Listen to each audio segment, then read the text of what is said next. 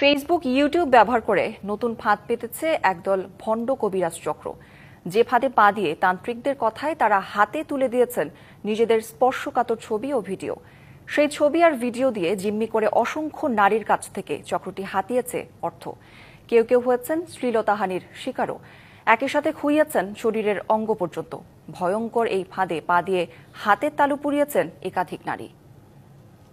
স্ত্রী অমিল, পরকীয়া প্রেমে আসক্তি, মনের মানুষকে কাছে পাওয়া, শুভ কাজে বাধা, প্রেম ভালোবাসায় ব্যর্থতা, বিদেশ, এমন সব বিজ্ঞাপন ফেসবুক, ইউটিউবে দিয়ে অসংখ্য নারীকে ফাঁদে ফেলেছে ভণ্ড তান্ত্রিক কবিরাজরা।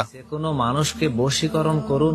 দীর্ঘদিনের প্রেম ভালোবাসা, সংসার অশান্তি দূর করে শান্তি ফেরাতে সেসব নম্বরে যোগাযোগ করতে অনুরোধ করা হয়। সেই নম্বরে যোগাযোগ করেন অনেকেই। এরপর তান্ত্রিক ফাঁদে পড়ে খোয়ান অর্থ সম্পদ, হয় অঙ্গহানি, সঙ্গে যায় সম্মানও।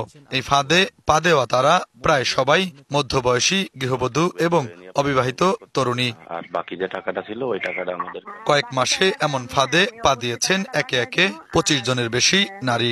তান্ত্রিকদের কথা শুনে নিজেদের হাতের তালু পুড়িয়েছেন সবাই। একজনের কাটতে হয়েছে হাতের কবজিও। তারা চিকিৎসা নিয়েছেন ঢাকা মেডিকেলের বার্ন অ্যান্ড প্লাস্টিক সার্জারি ইউনিটে। এমন অবাক করা ঘটনা কেউ প্রথমে স্বীকার করেননি চিকিৎসকদের কাছে। ধীরে ধীরে যখন রোগীর সংখ্যা বাড়তে থাকে তখন চিকিৎসকদের চাপে স্বীকার করতে বাধ্য হন সবাই। ভুক্তভোগীরা কেউ ক্যামেরার সামনে কথা বলতে রাজি হননি। তারা জানান তান্ত্রিকদের তারা কখনো দেখেননি।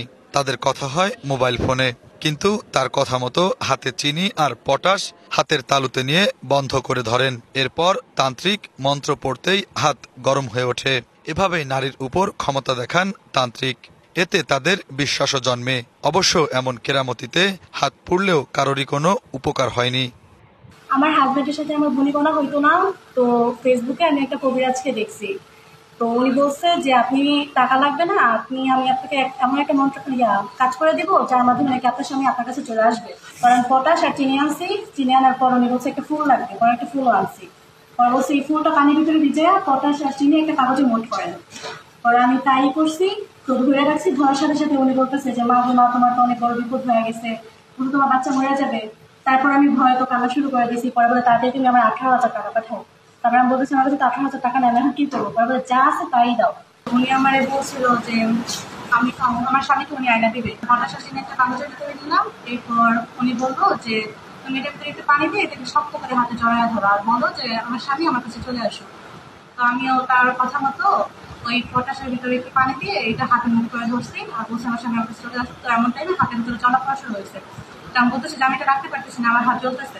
পরে উনি আমাকে বলতেছে তুমি এটা ফালাও না, যদি তুমি এটা ফালাও তাহলে তুমি প্যারালাইজ হয়ে যাবে, তাহলে তোমার স্বামী মারা যাবে, তোমার বাচ্চা মারা যাবে। আমার একটা বাচ্চা বলছে তুমি তাড়াতাড়ি আমাকে 18,000 টাকা পাঠাও, নাহলে তোমার অনেক বড় বিপদ হয়ে যাবে। যিনি মিষ্টি চেয়েছে। ঢাকা মেডিকেল কলেজ হাসপাতালের এক কর্মীর সঙ্গে কথা হয় বিষয়টি নিয়ে। নাম পরিচয় গোপন রাখার শর্তে জানান তার ভাতিজি এই প্রতারণার শিকার। ও হাতেতে ফেলে না, এইভাবে করে পুরো হাতটা যখন একবারে ধসতে যায়, সহজন ধসতে যায়, তখনও টিকতে না পেরে তখন অজ্ঞান হয়ে যায়। পরবর্তীতে আমরা ঢাকা মেডিকেলে এবং জাতীয় ইনস্টিটিউটে যখন আনার পরে দেখা যায় যে পুরো হাতটা অনেক ক্ষত হয়ে যায়। ভুক্তভোগীরা ঘটনার বর্ণনা দিয়েছেন চিকিৎসকের কাছে। বেশিরভাগ রোগী হচ্ছে মহিলা এবং এই রোগীগুলোকে আমরা চিকিৎসা দিয়েছি এবং পরবর্তীতে তাদের বিভিন্ন ধরনের অপারেশন লেগেছে এবং সবচেয়ে বড় কথা হচ্ছে কারো কারো হাত পর্যন্ত কেটে ফেলতে হয়েছে এই অন্ধবিশ্বাসের কারণে। এমন প্রতারণার শিকার হলেও লোকলজ্জায় ভুক্তভোগীরা মুখ খোলেন না, এমনকি আইনের আশ্রয় নেন না। তাই অপরাধীরাও থেকে যাচ্ছে ধরাছোঁয়ার বাইরে। আপনি কি মনের মানুষকে কাছে পেতে চান? স্বামী স্ত্রীর অমিল, বিদেশে লটারি জিততে চান?